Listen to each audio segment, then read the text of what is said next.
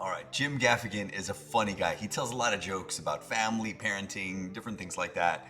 And it's super funny. And just recently, he told a joke about husbands being like backup quarterbacks. And it was a funny joke, but then I'm processing it and thinking it shouldn't really be funny because the reason jokes are funny is because there's a layer of truth that makes them generally true, and they're making fun of the generality. And again, I'm a husband, I'm a father, and I don't want this joke to be funny, but it is. So let's just hear the joke. I mean, it's Sure. dads Sure. are kind of like the backup quarterback in the NFL. You know, you're on the team, but you're not the star. You know what I mean? And on the rare occasion you're brought into the game, people are nervous. You know? You know? Yeah. You're a little overcranked. Yeah, you know, you're good for a play or two, but people are like, when's the starter coming back? Okay, so you heard the joke. It's funny because husbands or dads are like backup quarterbacks. Mom is the star of the show. Now, I definitely agree. The mom is an amazing, she's an amazing woman, right? If my wife is an amazing mother of my kids, and at the same time, I do think that if we are to make this analogy as close to real as possible, the husband would be the quarterback. God would be, Jesus would be the coach, and God would be the general manager or the owner of the team, in essence. And I believe the wife would be the defensive back, starter, lead defensive player on the defense. And so those two make a winning team, right? When you're looking at the analogy of this, right?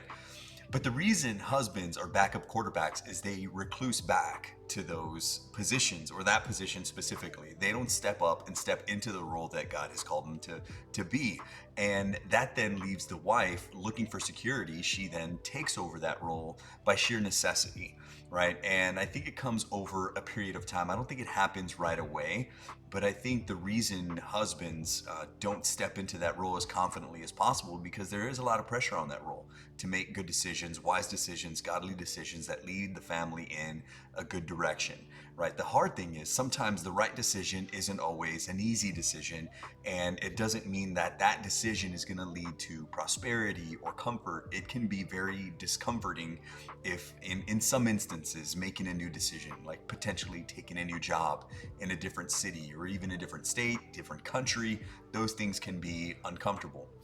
Sometimes it could be just quitting a job or reducing, living arrangements or just the living situation you have.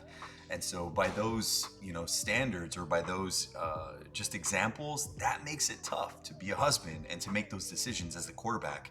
And if the wife comes in and she is overcritical, I think it causes the husband to recluse back, to step away and say, hey, you know what, maybe that was a bad decision. What do you think? And instead of necessarily asking for direction or assistance, we then ask for their opinion and then use that to make our decision, not necessarily taking as much in for information to make a decision. And it's just tough. And it also makes me think about the single dads out there. Now, if you're a single dad and you're watching this, more power to you, brother, because it is hard being a dad in a two-parent house. I can only imagine what it's like just leading young minds and young hearts in today, because there is just so much responsibility on you to steward their hearts, steward their minds, to be a provider, and to really do it all. And that's just hard. And of course, there's a lot of single moms out there, and we do as a society, I believe, give them as much honor as possible. And I'm not taking away that honor. What I'm doing by mentioning the single dads is giving them that due honor that I do believe we don't take time to recognize. So I'm not trying to take away the honor of the single moms by any means, or am I trying to reduce the role of a mother in the household. What I'm trying to do is just bring some clarity based on what I know.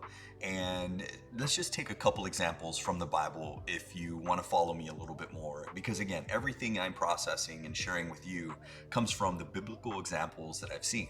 Now, if we look back at King David, he passively allowed all his armies to go out and fight battle while he stayed home. He reclused back into his home, and his wandering eyes fell upon Bathsheba, and we all know what happened there.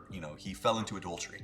And because he wasn't doing what he should have been doing or stepping into the role that God called him to do, then it led him into other decisions that were not the best.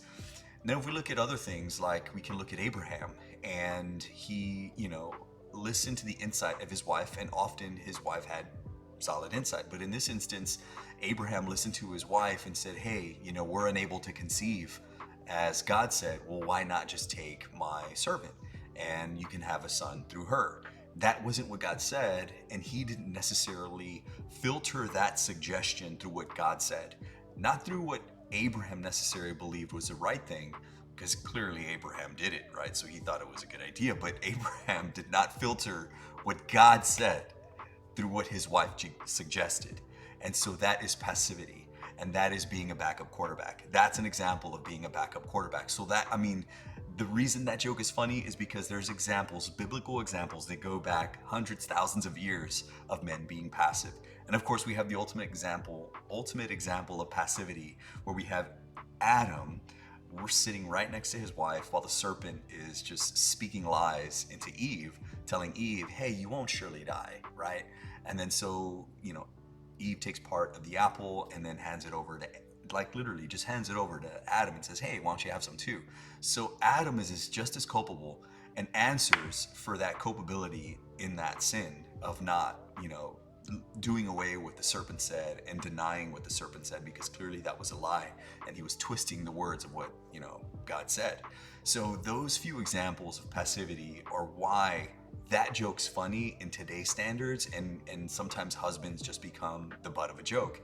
And I think we need to step up, men, myself included, because I am guilty of not making tough decisions. Sometimes those tough decisions, again, when I've decided to change roles as being a teacher, stepping into other things in business and real estate, and then, now segueing now, all those decisions have been hard, and it's just something that is not easy. And of course, what exacerbates those tough decisions is when we get criticized negatively, not necessarily to the positive, right? And I'm not trying to blame the wife, but I think we are oversensitive sometimes. Men can be, or let me just speak for myself. I can be overly sensitive when my wife criticizes a decision I made. I take it very personal.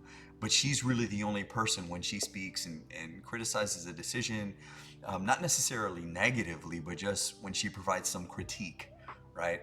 I take it very personal, because she is the woman, again, that sees the most of me, and she sees the deepest parts of my heart and my emotions. And so her words, again, just have so much gravity and weight to them. Then sometimes I'm like, okay, well, maybe that wasn't the right thing. All things need to be filtered by the word and what God has put on both of our hearts, and we then make those decisions together. We need to come together and then execute on the decision together. Men need to provide insight and then make a decision together. Our insight is valuable, just as valuable as a woman's. But if we don't give our insight and just completely rely on what the woman says, I think that's when we are operating unproductively, or we're operating out of balance. So it's a funny joke, but men, we need to step up. We need to be the quarterbacks. We need to lead. We need to seek the guidance of our coach, that's Jesus, and ultimately the defense that our wife provides by seeing things we don't see, allowing our points that we score to be valid, right? Because if we score points, but then our defense isn't there because, we're allowing the wife to be the quarterback, we're not allowing her to be in a role that God created, then it's just a tough situation overall. So let me know your thoughts, guys. If this analogy, what other parts of this analogy ring true? Where did I screw up? What things did I say that may not have been as congruent with the word? I'm more than happy to review some of those, and I appreciate the comments on the last video. So guys, be blessed, stay tough. Marriage is hard. Men, it is tough being a man today. But guys, I love y'all. Stay tough, be blessed, and I'll see you on the next video.